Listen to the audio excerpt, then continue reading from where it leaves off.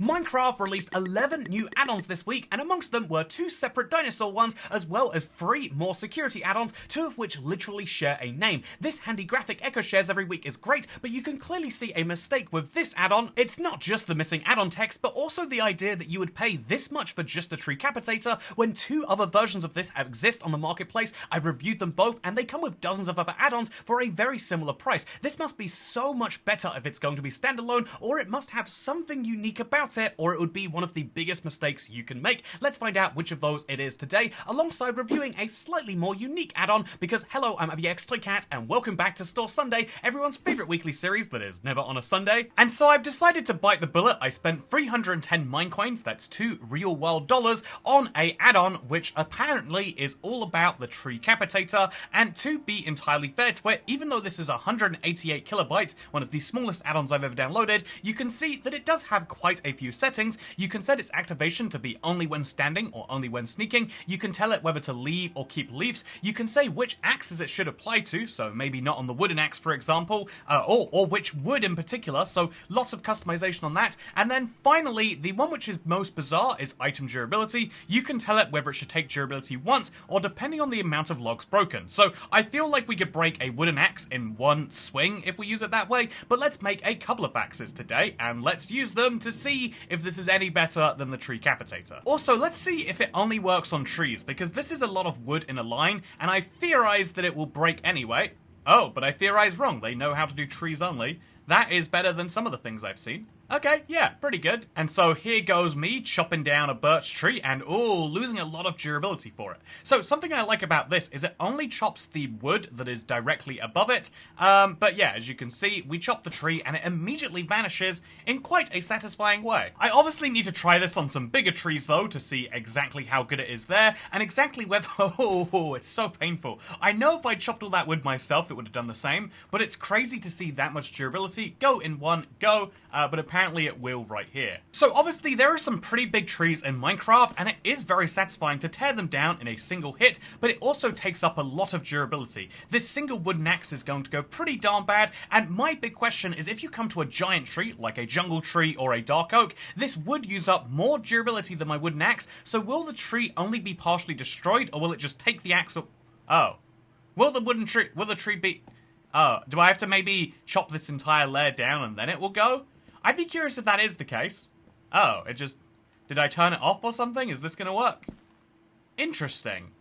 I guess when you don't have the durability to do it, it can't destroy the entire tree. That's actually pretty well balanced and pretty well thought out, meaning I'll have to destroy a lot higher up using this wooden axe, or maybe all the way like up here, and then that will allow it to go? Or has the wooden axe really just been turned off now it's on low durability? It's hard to say for sure, but I know that a lot of people love the idea of having such a powerful axe in their world. I personally think it should be better balanced than pay money to have this turn on. Even the durability thing is pay money to, or rather just have the option turn off because you wanted to. I feel like it could have been better handled, and I feel like there are a couple of bugs, but overall this is probably one of the nicest TreeCapitators enabled. If you're curious, there are 2 other versions that exist, so to show you both of those back to back.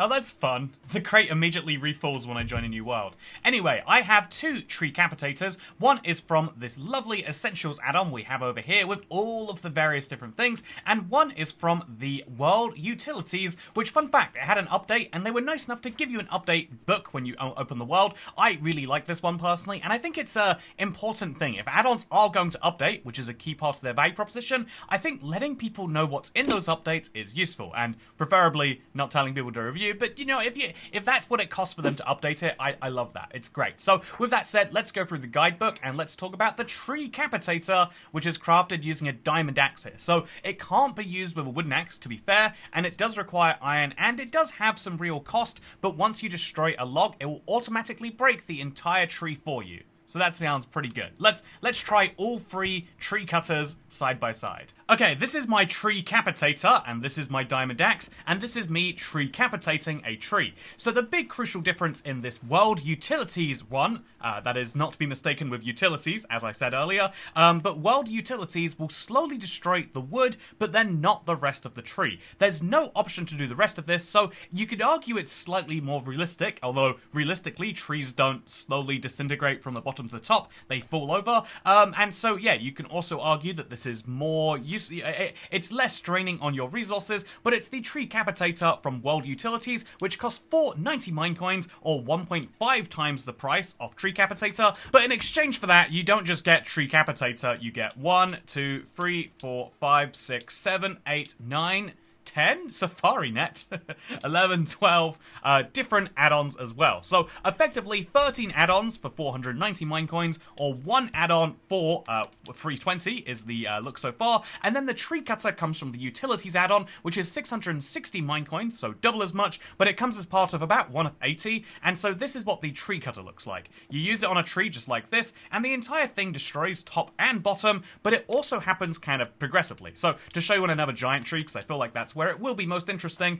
let's go right over here. Is there a thing we can do? No, we just have to, we really have to wrangle our way through the tree this way, but once we do, it makes the whole thing go away, and no leaves though, it has to be said. So weirdly enough, even though on a value level you're getting ripped off when you buy the TreeCapitator, I mean the price per add-on is vastly higher here. You're paying 320 Minecoins for one thing versus 490 for 12, or 660 for God knows how many, 50 plus. The per add-on price is very, very high, but it is actually the best TreeCapitator, and so there are only two questions you need to ask yourself. Do you care about a TreeCapitator more than you care about everything else? Do you specifically want the leaves to vanish with you and for it to work on a base axe? If so, this is the add-on for you. Weirdly enough, even though it is so much more expensive, it is the best version of that, and I think that this is an interesting bit of a paradox. Even though it seems like the worst decision on a money level, it only really matters if you specifically want any of the other features from Utilities or World Utilities, and also would be willing to pay for them.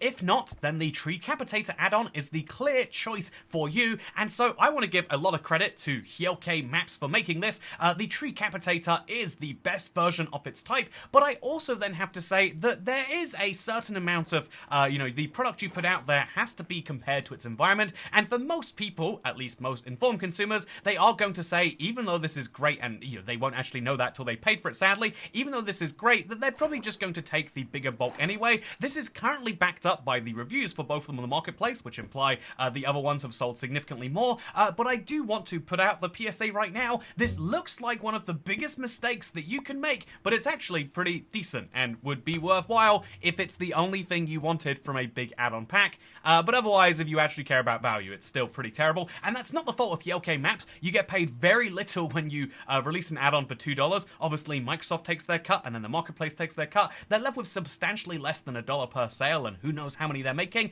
and so this is probably something they're doing because they do like the add-on, and keep that in mind as we move into the second one, because now that I know that there can be some really cool add-ons that are limited in scope, I want to review another new one that sounds like it's a lot more unique. Again, 3 security add-ons, 2 dinosaur add-ons. We don't actually have that many unique add-ons releasing this week, but the Zombies add-on by Builders Horizon is not just a very intriguing looking one, but also the one with the best reviews so far at 4.7 stars. This is with just 24 reviews so far, to be fair, but this is enough to tell me that maybe I should give it a shot. 12 new zombies, 6 new custom weapons, and this new zombie boss fight, as well as armor, which sounds very interesting. I need to know if changing the zombies in my Minecraft world is something worth doing, and maybe so do you. So let's jump right into it and find that out for sure. 9 megabytes, wow, hefty file size. Welcome to Zombies! I have to say, I like this book. I mean, compared to most books, which are just a Minecraft book but slightly recolored, this one has a whole unique texture, which means it probably fits badly with a collection of add-ons, but by itself, I like the idea. Also, I like this little... It feels like a real book on the inside, for better and for worse. It can be hard to read on some screens, I'm sure, but I'm just excited to read about the 12 new types of zombies and the 13 new mobs to fight. Wow, I wonder what that 13th mob is. Actually, wait, there's only 11 types of zombies. What is the 12th mob? The Dreadlord! That's apparently what it is. So, yeah, if you want to be able to get the Dreadlord, you need to craft its sigil, which is lots of rotten flesh, bones, and diamonds. I thankfully already have a diamond, so we're pretty prepared for that. And if we want to craft some other stuff, we just need some... Is that red concrete? Or... We're just going to need some stuff, very colourful stuff it seems, or some paper, some boots, and some iron, which feels like maybe the most affordable of the batch to me. And yeah, there's a whole ton of new weapons. I really would like to have a copper pipe and a reinforced iron sword. You know, we have to make that reinforced iron sword, but also, ideally, I'd like to make some fire boots, and there's a fun add-on here. How about we just give it a shot? So first things first is obviously going to be the easy crafts, the things that I can do with my fairly generic survival inventory here. So I think I need an iron sword for one, and then that iron sword could become the reinforced iron sword. What makes it different? I mean, it has the same damage at 6, right? But maybe it will last for longer? I mean, it looks a little cooler, that's for sure. So I've got myself a reinforced iron sword, and I think I could also... If I kill a few cows, I could get those boots. But otherwise, if we actually want to do stuff, we're just waiting till nighttime. Which, oh, thankfully is coming very soon. Okie dokie. So what type of zombie are you? What type of zombie are you? This is something... Oh, that is the one from The Last of Us. Okay, so this is a little terrifying. And it's a little bit more scary knowing I don't know what these guys do until I read my books. I'm just going to have to quickly analyze. I think that's the Howler zombie. It screeches and inflicts nausea on targets. Yep, that's what that one does. And then the one to the left seems to be the chili zombie. So as long as I can avoid, or maybe electrified actually, just don't get struck by lightning, which looks like it might be striking over there. And we should be good. Okay, so let's grab some food. I've got some apples, and otherwise I'm entirely out. And let's see if my reinforced iron sword is enough to get some stuff done with. It is very terrifying to be anywhere around here. Also, you are not a frozen zombie. You are the opposite of a frozen zombie. But let's do our best. Okay, lightning striking. Okay. Very, very bad. So, these guys have a little bit more health than a regular zombie, but not so much so that it's like an entirely new mob. Also, because of the fact that, obviously, Minecraft add-ons can't remove content from the base game, regular zombies will still probably exist in addition to these. Also, I'm looking for rotten flesh specifically, and so hopefully these enemies drop it, but there is no guarantee. I'm going to have to grab a flint and steel if I want to be able to see at night, but let's just quickly get around and see what we can do. I did cheekily decide to give myself a copper pipe, because I wanted to... Okay, so there's no rotten flesh from this guy. Any rotten flesh from this guy? No. I wanted to see if the copper pipe, which is so much more expensive than the reinforced iron sword, actually would do anything unique. The reinforced nature of this is something I can't quite tell. And my theory is the copper pipe is just a, you know, it's a reskinned weapon. If you want a zombie apocalypse style add-on, then hitting things with a copper pipe makes sense. But at the same time, hitting a single enemy to death should not use up 1/5 the durability, in my opinion. Also, wait, we got something from him. Oh, are those boots?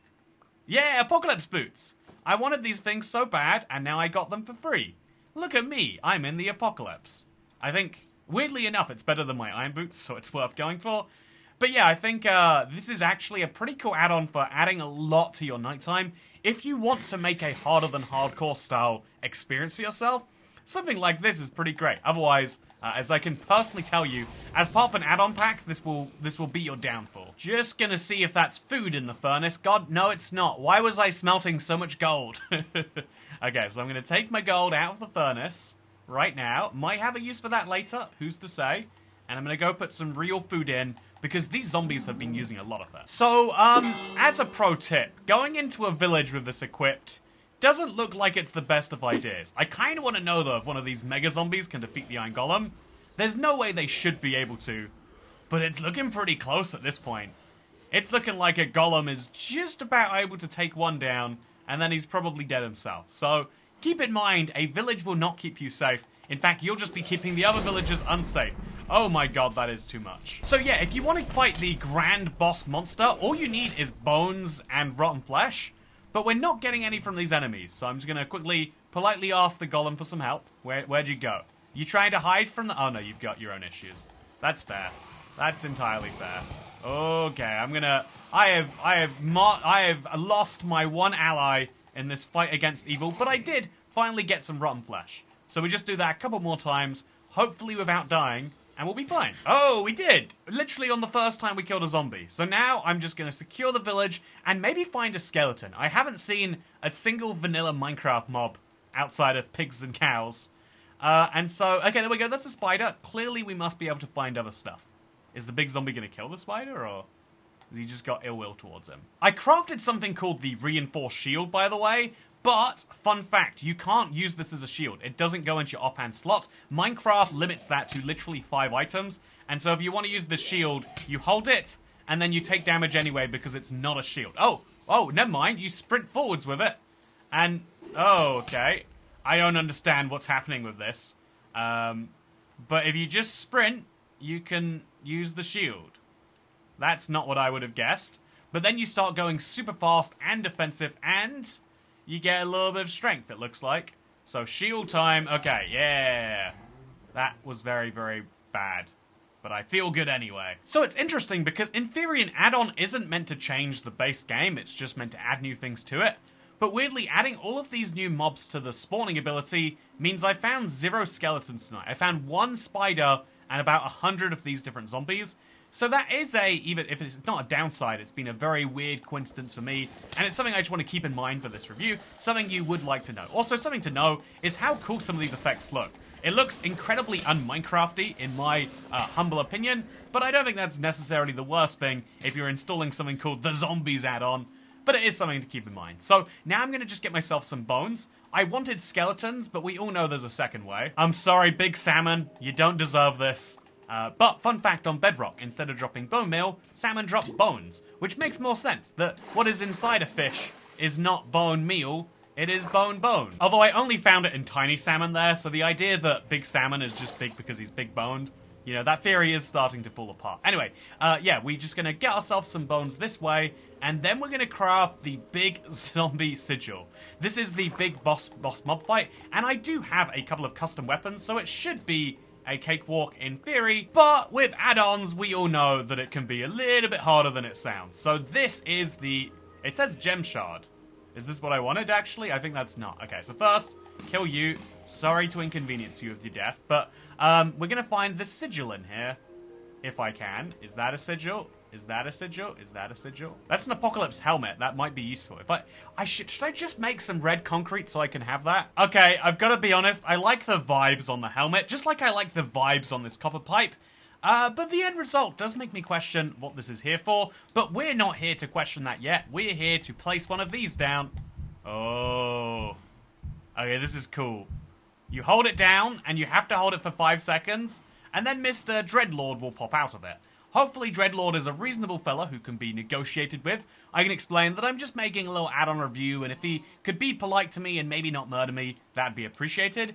But we'll see. We'll quickly set our spawn. You know, actually, let's set it somewhere where we can fight him immediately after respawning, and then let's go finish him off. Yeah, he's basically dead already. I did so much damage before. So, yeah, copper pipe time. Oh, okay, he hurts.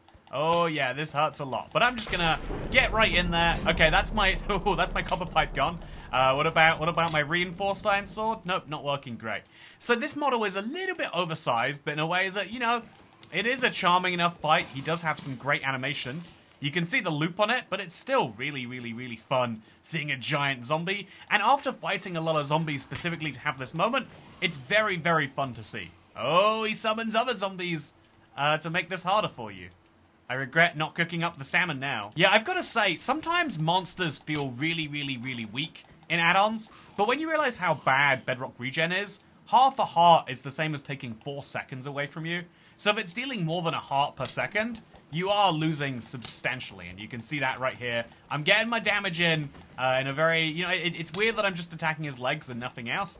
But, you know, I'm getting my damage in, and my sword is entirely gone, but now I have to go away and heal for 40 seconds before I get back into it.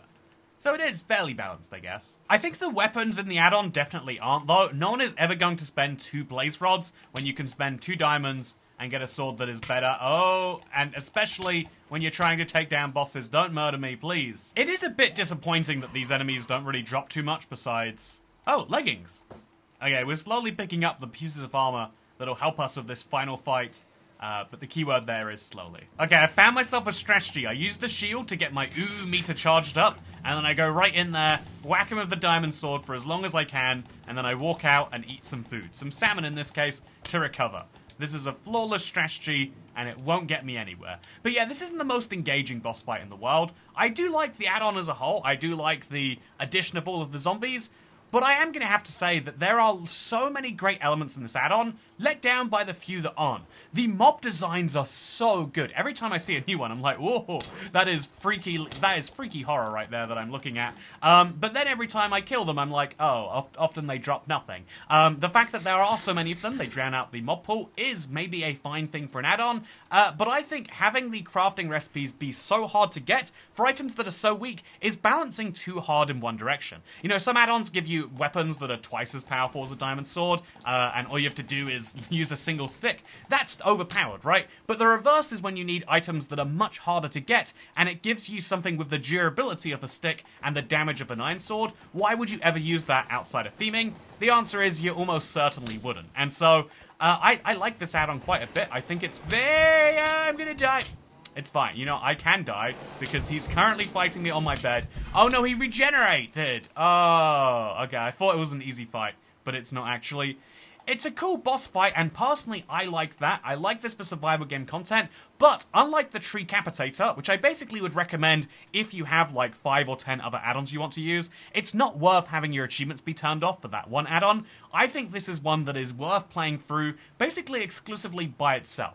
I think you could play it with other add-ons that make Minecraft harder, but you wouldn't want, say, the TreeCapitator and this on the same world. Necessarily, I wouldn't say. But yeah, it is unique if nothing else. It's not the 50th add-on that has changed zombies, and so real credit to the people who made it. I just think if I was going to give you feedback for the first update to this add-on, I would say make sure you get the balance right on the weapons. Either give them more damage to counteract the low durability, or better durability and easy crafting, or make them more fun in some way, you know, make them give you some little effect. There's some really cool little animations and effects in this, and maybe you could apply that to things the player has too, because it all feels a bit weird right now. Speaking of weird, did all of my stuff go missing when that guy killed me?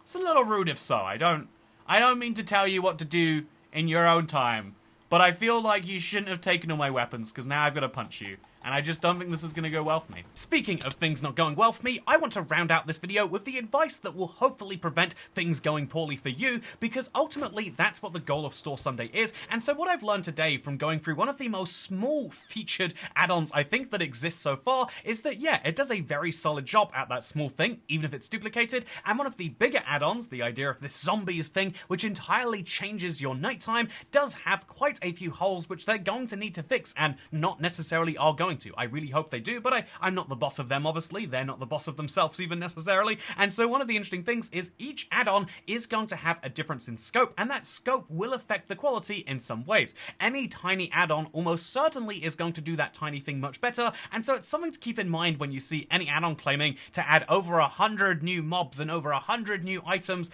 that you can't guarantee that every single one of those things is going to be perfectly polished. We saw this when I went through my mega review last week, that there was an add-on that added so many new mobs and items, but actually all of them were just Minecraft effects. They were just potions in different forms, and I feel like the two add-ons I went through this week could not be described that way, and so were objectively higher quality. For now though, I hope you all found this video to be useful. I think there is a useful message to be had about consumer rights more broadly, but I think, like we've all realized from the last week or so, we all love a deal, and so if you want a deal, then you can get 100% off a Toycat subscription and 100% off house fire protection by subscribing right now. Also, the Longboy still is on sale. There's only 11 days left to get yours, and only 35% left until we have got the 200 milestone, and so keep that in mind. The Longboy is one of the most lovable, huggable things that you can get, and I'd appreciate it if you consider purchasing one. It is something that will help the channel out, but you know what else will help the channel out? If you say that you liked this video, and if you agree to come check me out when I stream next.